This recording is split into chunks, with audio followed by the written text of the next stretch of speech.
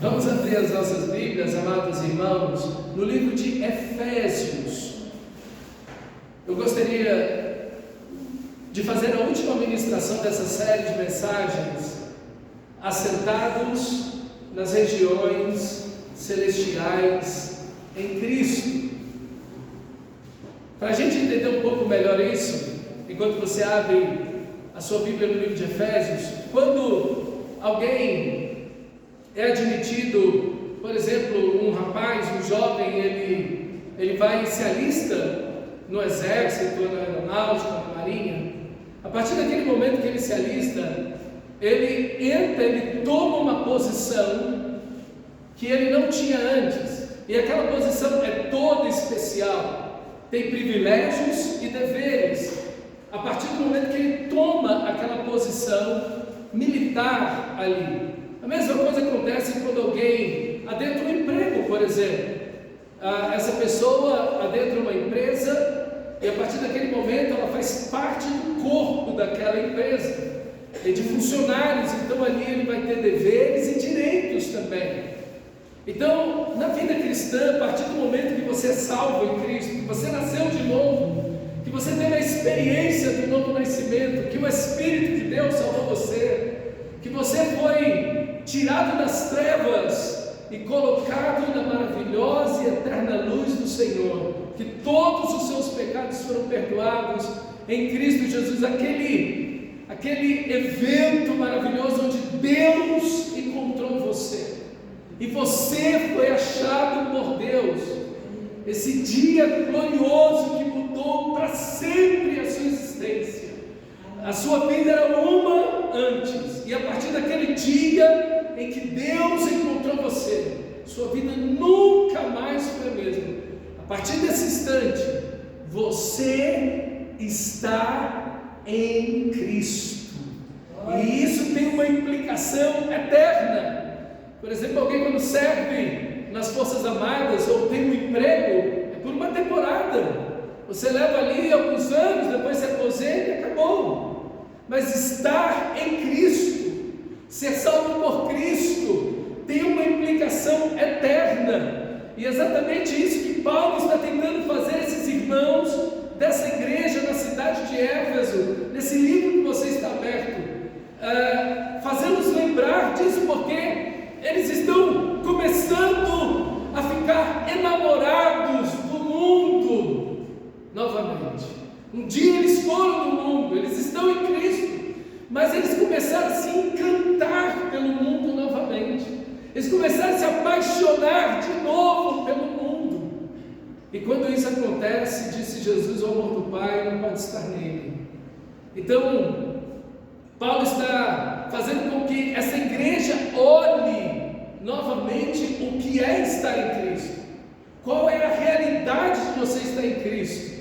E foi essa série de mensagens que eu tentei, é um tema muito profundo, muito extenso, mas procurei apresentar a você essa realidade de você estar em Cristo. Isso traz implicações tremendas para a sua vida, em sua vida prática, do dia a dia, em todas as áreas da sua vida. Isso vai mudar tudo em você. E o texto sagrado do capítulo 1 de Efésios, versículo 19, Paulo ora 3 vezes nessa carta pela igreja. Eles precisam entender algo extraordinário aqui. E ele diz: também oro para que vocês entendam a grandeza insuperável do poder de Deus para conosco que cremos. É o mesmo poder grandioso que ressuscitou Cristo dos mortos e o fez sentar-se no lugar de honra à direita de Deus nos domínios celestiais. Agora Cristo está muito acima de qualquer governo, autoridade, poder, líder ou qualquer outro nome, não apenas neste mundo, mas também no futuro. Deus submeteu todas as coisas à autoridade de Cristo, e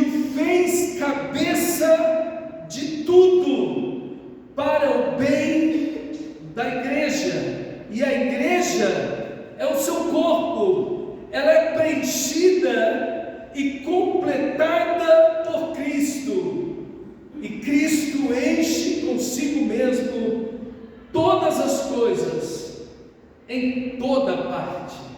É um texto que, veja quantas vezes aparece essa expressão toda, tudo, uma expressão de grandeza, de glória, porque ele está celebrando e está chamando a igreja a olhar o fato extraordinário da ressurreição de Jesus. Não apenas Jesus morreu na cruz, no meu lugar, mas ele ressuscitou para me dar esta vida. E quando Jesus Cristo vence, ele comunica essa vitória a toda a igreja, na pessoa de cada verdadeiro cristão. A vitória de Cristo, ele dá à sua igreja, ele comunica essa vitória à sua igreja. Por isso que ele começa o texto orando. Ele diz: eu oro para que vocês entendam a grandeza insuperável do poder de Deus para conosco, os que cremos. Isso é para a igreja. A igreja precisa entender isso. Nós não podemos perder de vista a ressurreição de Cristo Jesus.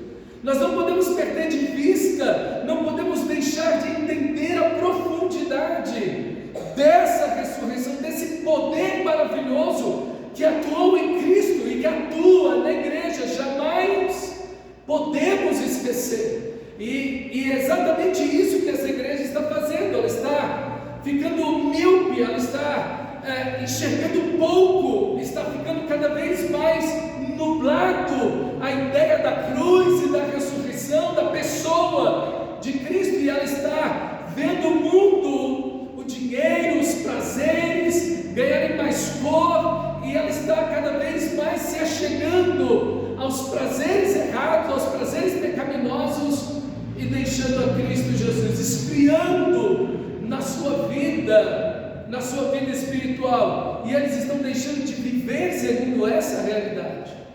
E é muito fácil, porque nós estamos vivendo num mundo tangível, palpável. Então, essa realidade aqui, ela muda a minha vida aqui agora, mas é uma realidade espiritual. Cristo morreu naquela cruz e ressuscitou, e 40 dias depois, ele, em seu corpo glorificado, subiu e está em glória, assentado nos lugares celestiais, sobre todo poder, domínio, autoridade. Ele é o nome que está acima de todo nome. A ele pertence todo o poder nos céus e na terra. Ele é o primeiro, ele é o único. E quando nós estamos aqui vivendo, nós podemos perder essa perspectiva e começar a ver que as coisas palpáveis, tangíveis que estão perto da gente, elas se tornam mais importantes e significativas para a vida de todos nós. É muito fácil isso. Repare que você pode abandonar facilmente a oração, porque eu tenho muita coisa para fazer. Você facilmente pode abandonar a leitura da palavra, porque eu tenho muita coisa para fazer. Porque foi feriado de 7 de setembro, hoje eu não li a Bíblia. Eu saí de manhã, fui para a farofa com a minha família. A gente perde muito rapidamente a perspectiva. Por isso que Paulo está orando: eu oro para que vocês não percam a consciência daquilo que é de mais importante na vida, que você está em Cristo. Deus posicionou você em Cristo. Então, o que significa isso? Significa onde Cristo venceu, nós vencemos. A vitória que Ele teve, Ele nos deu. Aonde Cristo venceu, nós vencemos. Em qualquer frente que Cristo venceu, nós vencemos. A quem Cristo venceu, nós vencemos. A quem Cristo venceu? Cristo venceu o pecado. Então nós também, por causa de Cristo, vencemos o pecado. Cristo venceu o diabo. Então, por meio de Cristo, nós vencemos o diabo. O ser humano sozinho não pode fazer isso. O diabo é muito mais forte que qualquer outra pessoa, apesar de ser um anjo caído. E nós não podemos fazer frente alguma a nenhum poder espiritual. Por isso que as pessoas vivem dessas mandigas, a pedra, o sal, aquela plantinha, alguma coisa na orelha, seja lá o que for. As pessoas acham que essas coisas vão vencer o mal. Não! Nada pode vencer o mal, a não ser Cristo Jesus, o Senhor. O primeiro a expulsar demônios foi Jesus. Ninguém nunca tinha expulsado demônios na Bíblia. Quem expulsa demônios é Jesus. Ele é o Todo-Poderoso. Se Ele venceu, Ele comunica essa vitória para o cristão.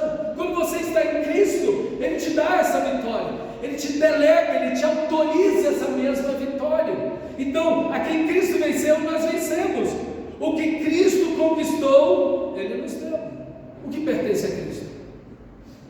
Por isso que Paulo vai dizer em Romanos: nós somos herdeiros de Deus e co-herdeiros com Cristo, herdeiros juntos com Cristo. Se a herança de Cristo é grande, a nossa também, porque nós herdamos junto com Ele. O que Cristo conquistou, Ele nos deu. Então tudo que pertence a Cristo, pertence à igreja, pertence ao cristão. E nós pertencemos a Ele. É isso que é estar em Cristo. Quando nós perdemos essa perspectiva, nós vamos encontrar que as coisas que nós temos são muito mais preciosas do que aquilo que Cristo nos deu. Só que aquilo que Cristo é, aquilo que Cristo venceu, aquilo que Cristo conquistou, é da igreja, é do povo de Deus, é de cada cristão verdadeiro nascido de novo. Ele comunica essa vitória a cada um de nós.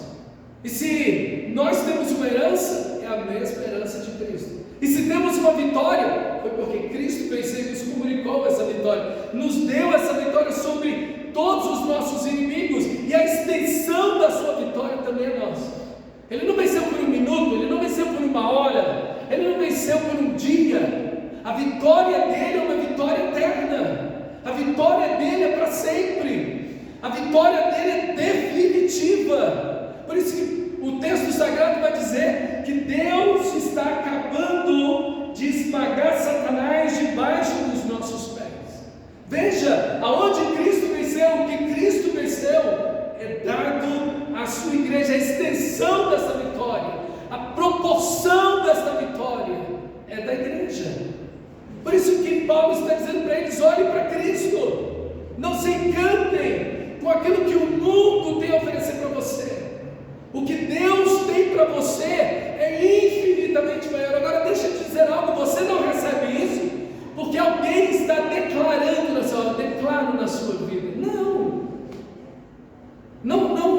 você não recebe isso porque alguém está declarando algo positivo para você. Não, você recebe isso pelo que Cristo fez na cruz.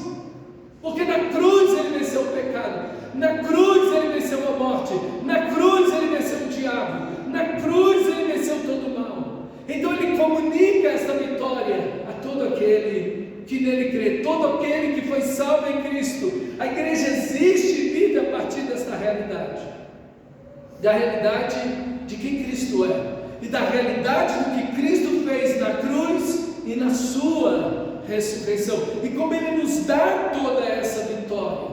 Por isso que a Bíblia vai dizer que em todas as coisas nós somos mais que vencedores por meio daquele que nos amou. É Ele que nos comunica toda essa vitória. Então, irmão, não existe nada mais grandioso.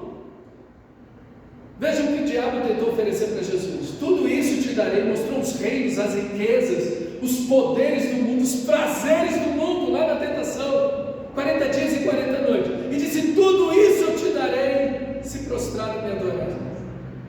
Queridos, o que são essas coisas, por mais belas e grandiosas que pareçam ser? O que são essas coisas diante da grandeza, da eternidade, da extensão, de toda a glória do que Cristo é, do grande e perfeito amor de Deus por nós e de toda a vitória que Ele nos concedeu? Então, não perder essa perspectiva vai fazer você botar em ordem as coisas na sua vida, vai fazer você encaixar na sua vida as prioridades de verdade, vai fazer você colocar cada pingo no i, porque você vai poder enxergar a vida a partir de tudo isso. Agora imagine que o texto sagrado está dizendo que Cristo está assentado nas regiões celestiais, e no capítulo 2 vai dizer que Deus nos fez assentar nas regiões celestiais em Cristo.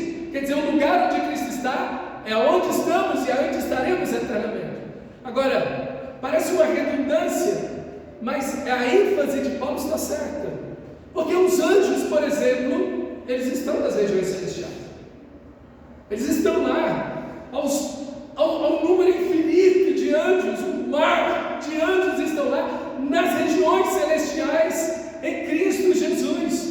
Eles estão servindo ao Senhor, eles estão adorando ao Senhor, os arcanjos estão lá, Miguel está lá com todos os outros arcanjos, como diz o livro de Judas, e também o arcanjo que vai tocar a última trombeta, em 1 Tessalonicenses, capítulo 4, versículo 16, ele está lá, todos os arcanjos, os serafins estão adorando ao Senhor, dizendo: Santo, Santo, Santo ao Senhor. Todos estão nas regiões celestiais, adorando a Deus, glorificando a Deus, mas nenhum deles está em Cristo. Eles estão nas regiões celestiais, mas nenhum deles, nenhum anjo pode ser chamado de filho de Deus. Nenhum anjo foi coberto pelo sangue de Jesus, nenhum arcanjo tem o seu nome escrito no livro da vida, nenhum serafim tem o privilégio de chamar Deus de Pai, somente um cristão. Veja, eles estão nas regiões celestiais, mas eles não estão em Cristo, e é isso que é o privilégio do cristão, é que ele vai estar nas regiões celestiais, mas ele está em Cristo. Então, meu amado irmão, nenhum anjo recebeu a vitória da cruz, nenhum arcanjo recebeu, por exemplo, a vitória da ressurreição.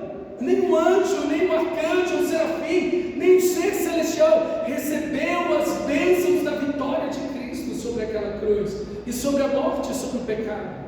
Nenhum anjo, nenhum ser celestial tem, por exemplo, ou é o santuário do Espírito Santo. Somente os cristãos. Somente os cristãos terão a coroa da vida. E isso é estar em Cristo. Veja que a posição que nós temos é tão elevada, é tão nobre, é tão alta, é inimaginável. Aí você imagina a pobreza de chegar assim e dizer assim: olha para o teu irmão, profetiza sobre ele. Profetiza o quê?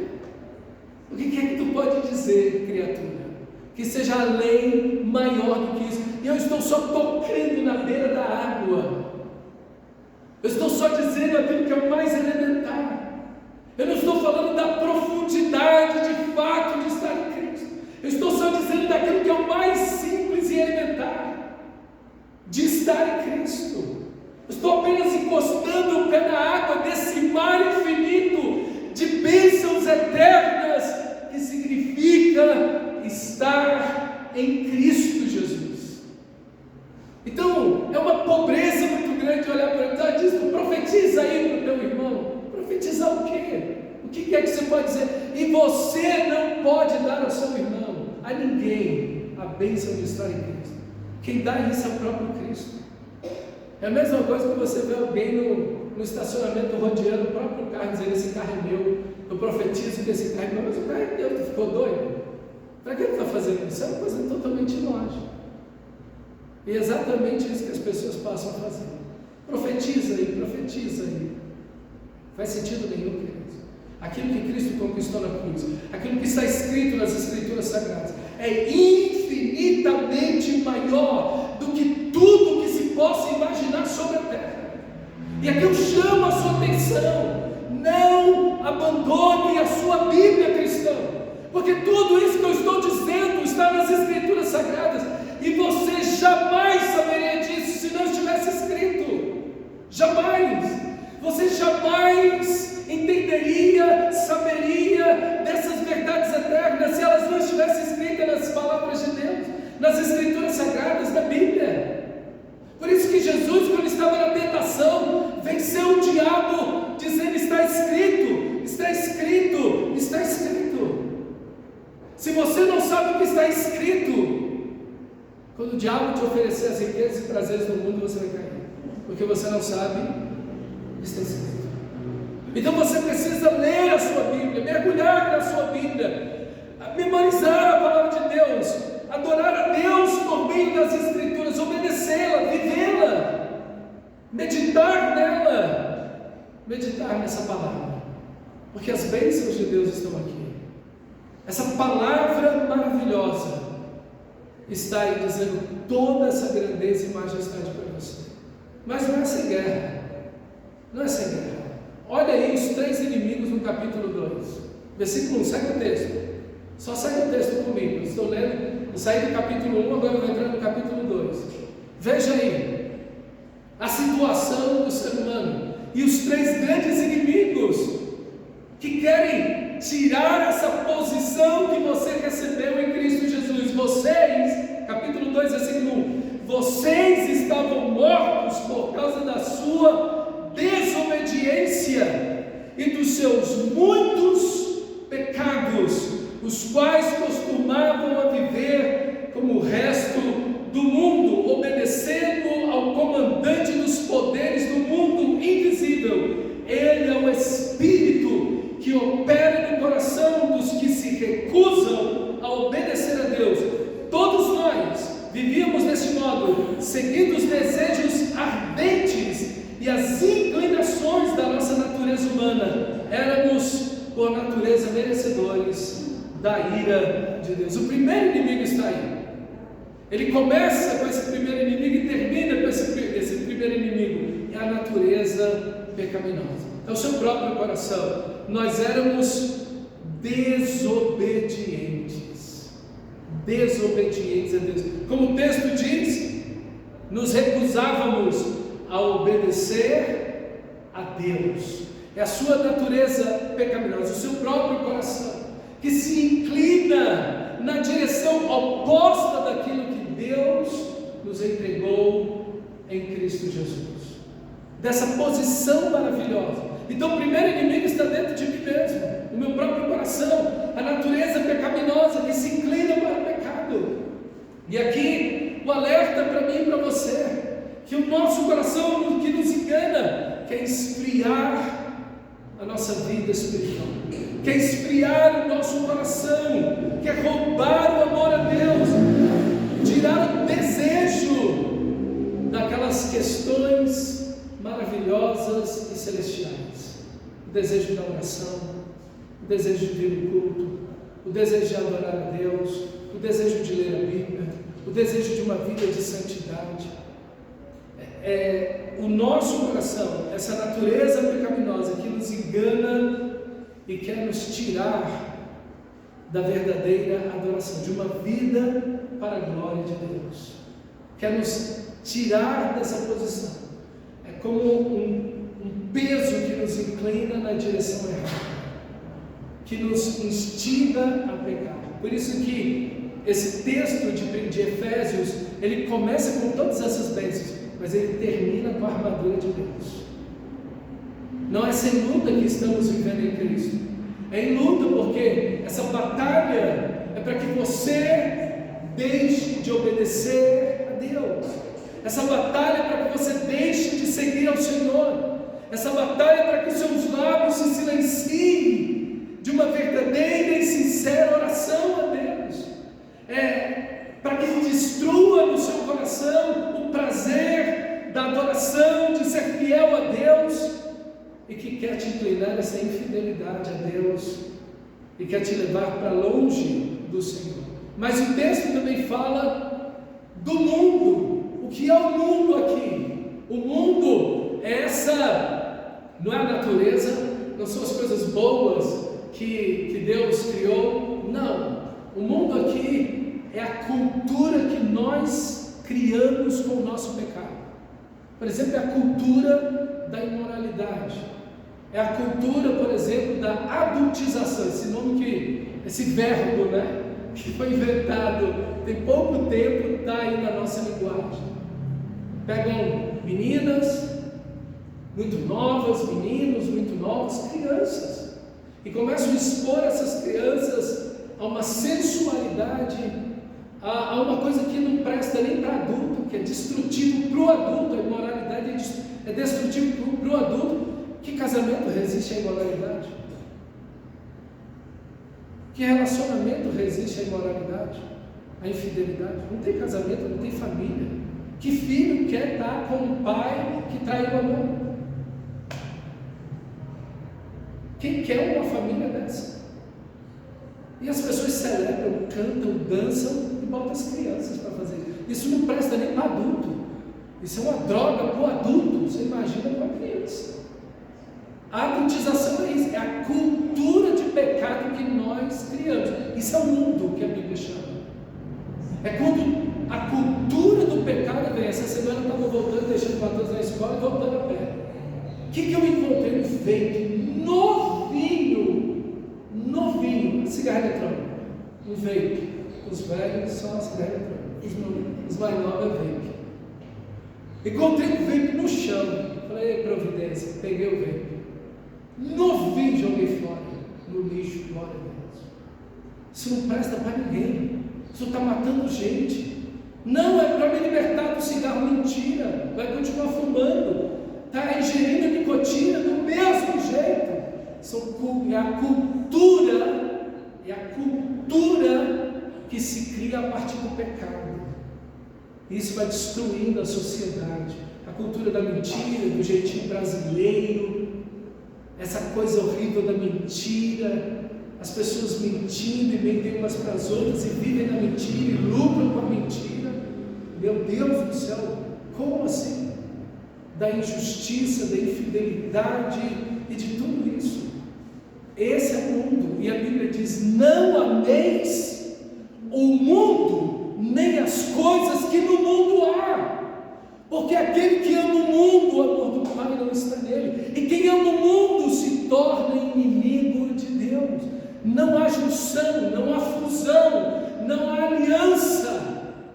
Não há como você amar a Deus e amar o mundo, amar o pecado, a cultura de pecado. Ninguém pode servir. Jesus disse: ninguém pode servir a dois senhores. Ou você agrada um e desagrada o outro. Não tem como. Não há conciliação nisso aqui, queridos. Eu quero dizer para você que o mundo vai roubar de você o amor a Deus. O mundo quer tirar de você a importância de Cristo. O mundo quer, não, Deus é tudo. Lá em terceiro, quinto, 10º lugar. Em primeiro lugar, outra coisa. Ninguém vai aceitar. Nenhuma cultura no mundo vai aceitar. Quando você disser assim: Cristo é o primeiro, Cristo é o único, Cristo é o grande amor da minha vida, eu existo por Ele e vivo para Ele. Ninguém que não seja um cristão verdadeiro vai aceitar isso de você. Ninguém. No Brasil, na sua família, em canto nenhum. Mas esse é o Evangelho. Esse é o Evangelho. Meus amados, o mundo sempre vai tentar tirar você da posição, diminuir, ofuscar, trazer uma nuvem para impedir você de olhar de fato o que é estar em Cristo. E o último inimigo do texto é o diabo. Olha o versículo 2.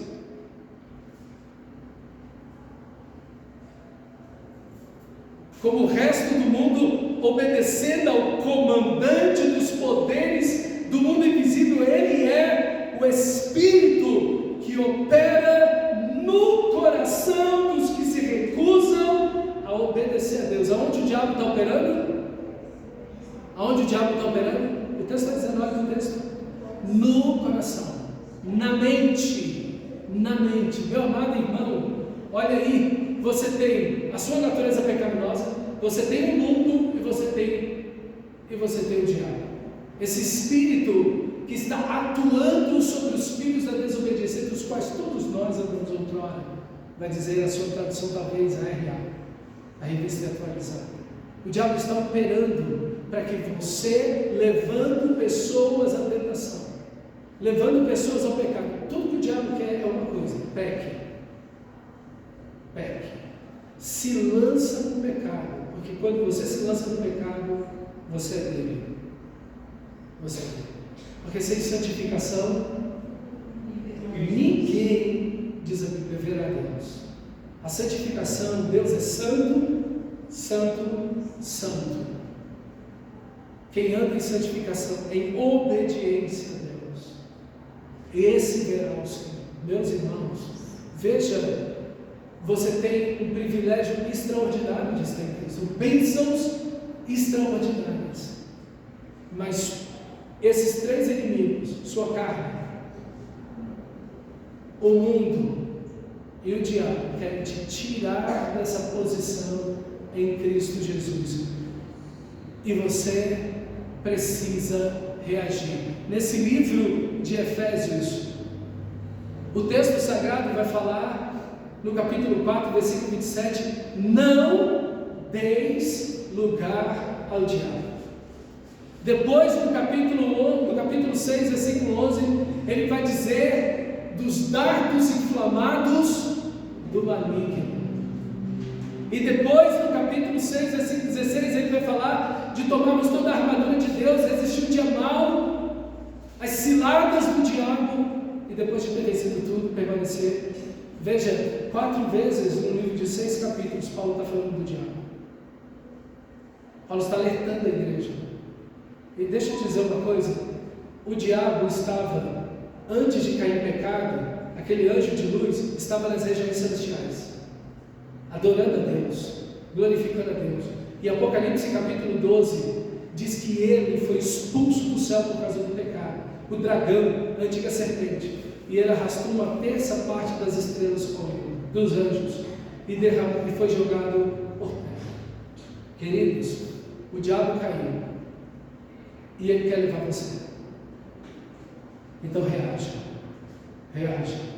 O diabo caiu e o que ele quer é levar cada cristão verdadeiro para onde ele está, caído no pecado. Reage em adoração, reage em fidelidade, reage em obediência, reage em fervor espiritual, reage em santificação, reage apaixonado por Deus, amando ao Senhor de todo o seu coração, servindo a Deus de todo o seu coração. Reage, cristão, porque você tem 3 inimigos, e como diz o texto sagrado, Pedro diz que o diabo, ele anda ao derredor, rugindo como leão, procurando a quem possa tragar, devorar. Resistir firme na fé, aliança, compromisso, fidelidade, obediência, fé. É isso, obediência ao Senhor. É isso, sujeitai-vos a Deus, resistir ao diabo e ele fugirá de vós. Como é que começa? Sujeitai-vos a Deus, obedeçam a Deus, seja fiel ao Senhor, seja fiel ao Senhor. Resista ao diabo, as tentações dele, e ele vai fugir de vocês. Meu amado irmão, que você possa reagir no nome santo de Jesus, porque Deus nos posicionou eternamente em Cristo Jesus. Olha o capítulo 2, versículo 4. Seguindo a leitura do texto, e com essa leitura, quero finalizar essa mensagem de hoje à noite. Mas Deus, glória a Deus por isso. Existe um mais aqui. Existem 3 inimigos, mas se Deus é por nós, quem será contra nós? Se Deus nos abençoou, se Deus nos deu essa posição em Cristo, se Deus entregou a vida do seu Filho naquela cruz, Ele não vai te deixar, Ele não vai te desamparar. Mas você precisa, meu amado irmão, manter-se firme na posição que Deus entregou a você, posição que Cristo te entregou naquela cruz, ressuscitando dentre os mortos. Mas Deus, sendo rico em misericórdia, por causa do grande amor com que Ele nos amou, glória a Deus, glória a Deus. O diabo pode estar furioso contra você, mas Deus amou você. O mundo pode tentar você, mas Deus amou você. Sua carne pode te inclinar em direções erradas, mas Deus amou você. Você pode contar com o amor de Deus, você pode contar com a graça de Deus, você pode contar com a misericórdia de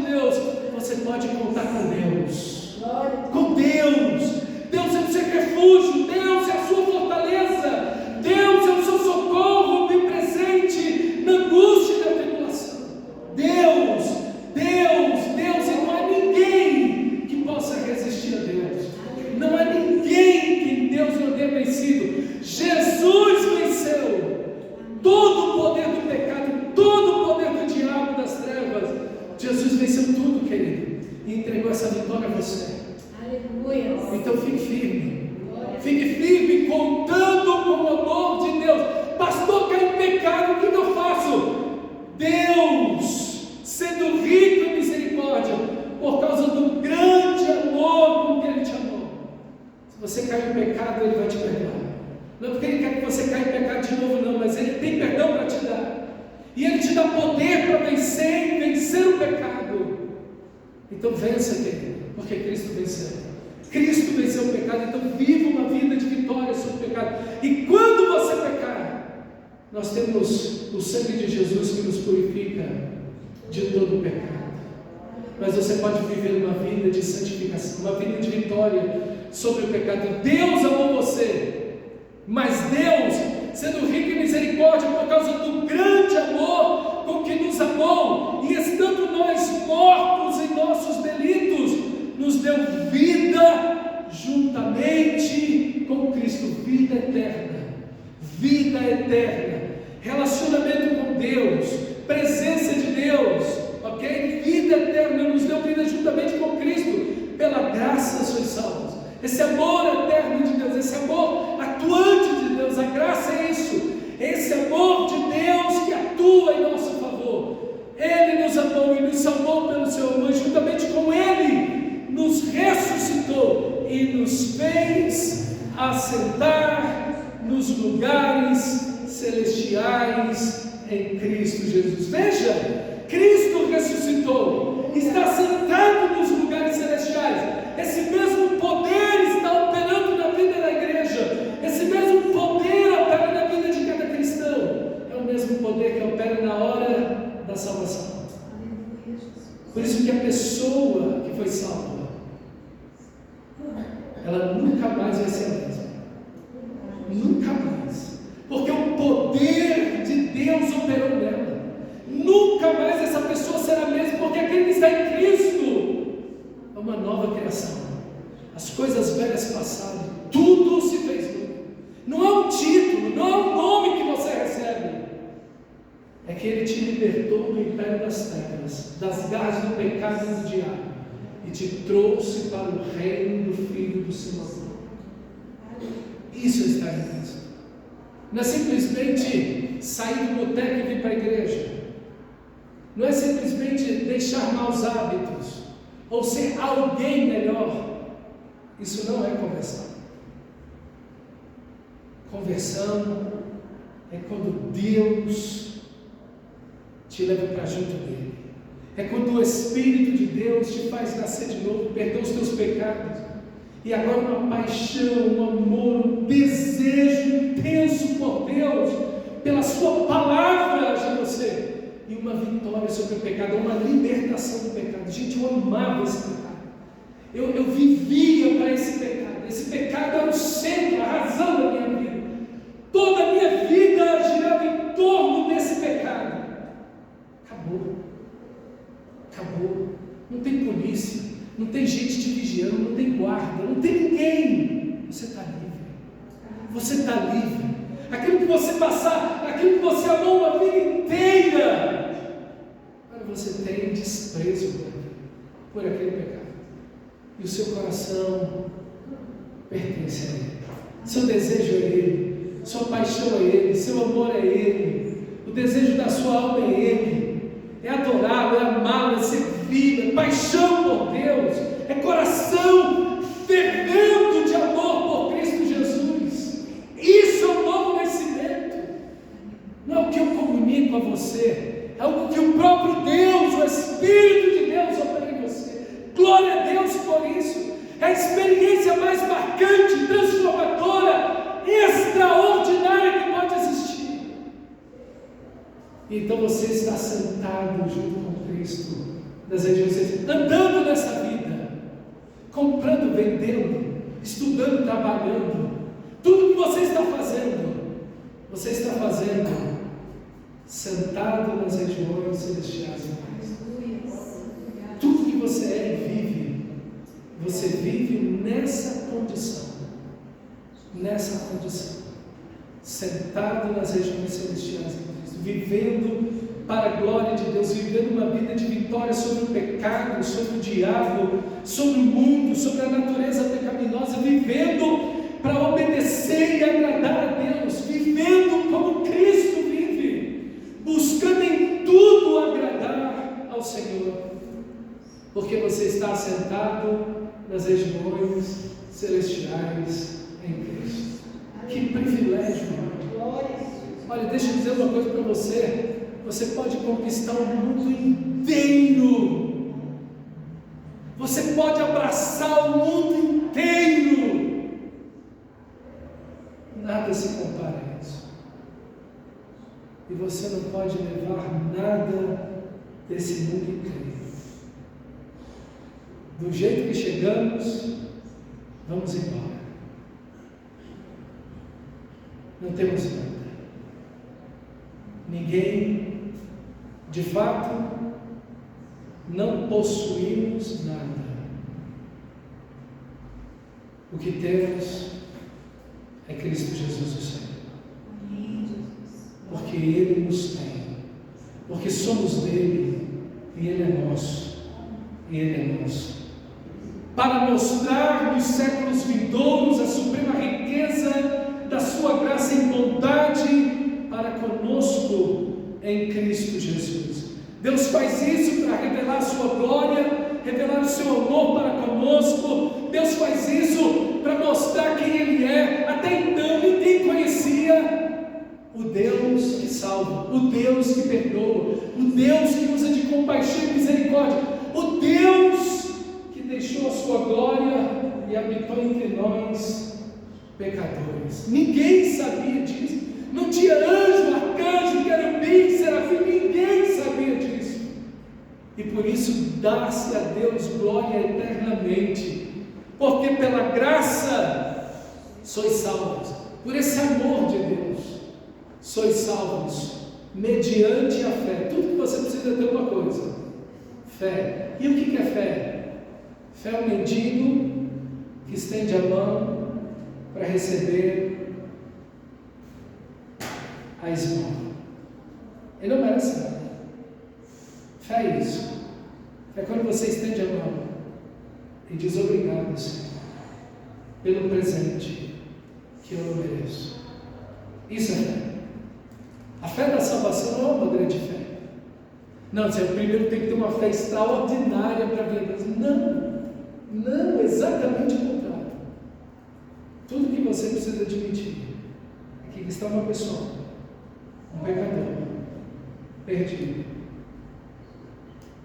e que entende o grande amor de Deus, que entende essa misericórdia eterna, e estende as mãos para Ele para receber o presente. Pela graça sois salvos.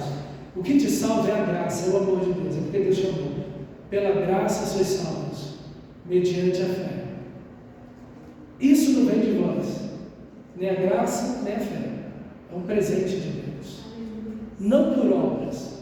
Você não tem que fazer nada de bom para Deus amar você. Você não tem que fazer nada de bom para Deus salvar você. Não por obras. É simplesmente estender as mãos e dizer: Senhor, eu estou aqui, o pecador. Isso é o amor de Deus para nós. Essa é a fé da salvação. Não por obras, para que ninguém se glorie. Porque somos obra-prima de Deus. Olha o versículo 10. Que objetivo lindo. Porque somos feitura, ou obra-prima, ou poesia. Da onde vem a nossa palavra poesia? Dessa palavra grega poieio. É daí de onde nasce a nossa palavra poesia. Porque somos poesia de Deus. Nós somos uma obra-prima de Deus. Nós somos uma canção, nós somos uma pintura. Deus é um artista aqui, que está criando você, recriando você para ser igual a Jesus. Pois somos poesia de Deus, obra-prima de Deus, criados em Cristo Jesus para as boas obras, as quais Deus preparou de antemão para que andássemos nela. Veja, viver o Evangelho não te tira dessa terra, ainda não. Você está aqui, e você está aqui como sal e luz nesse mundo. Você está aqui cada vez mais parecido com Cristo, cada dia mais parecido com Cristo, parecendo mais com Ele, vivendo aqui essas boas obras, vivendo como Cristo, agindo como Cristo, pensando como Cristo, em cada um no seu trabalho, escola, afazeres, cada um de nós, vivendo e andando como Cristo. nessa terra. Posicionados, assentados nas regiões celestiais em Cristo e vivendo aqui para a glória de Deus. Até que um dia, ou quando nós encontrarmos o Senhor, ou quando Ele voltar, estaremos para sempre com o Senhor. E assim termina aquela visão maravilhosa do livro de Apocalipse. Os 24 anciãos que representam a igreja, tirando suas coroas e colocando diante do Cordeiro, adorando Ele. E você vai saber e vai entender quando você chegar lá. Primeiro, que você não merece estar lá. E você não merece estar posicionado em Cristo. Por isso que é pela graça sois salvos. Por isso que você entende que toda a glória pertence apenas a Cristo. E você vai adorá-lo eternamente. Não deixe ninguém tirar isso de você. Não deixe ninguém tirar isso de você. Nunca perca isso de vista. Viva sob a perspectiva da cruz e da ressurreição, entendendo que você está assentado nas regiões celestiais em Cristo Jesus. Vamos ficar de pé e orar ao Senhor. Feche seus olhos. E comece a orar ao Senhor nesse instante.